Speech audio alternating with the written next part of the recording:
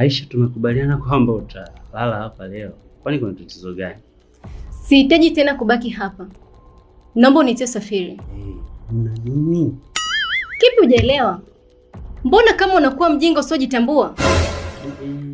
Inatosha. Naomba ujiandae na mpigie mtu anakuja kuchukua sasa.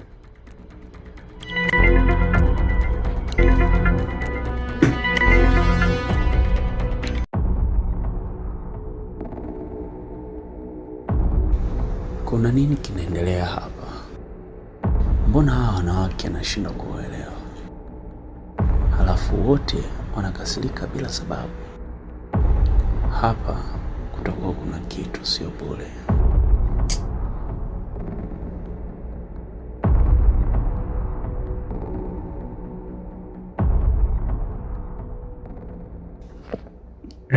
Ni aje?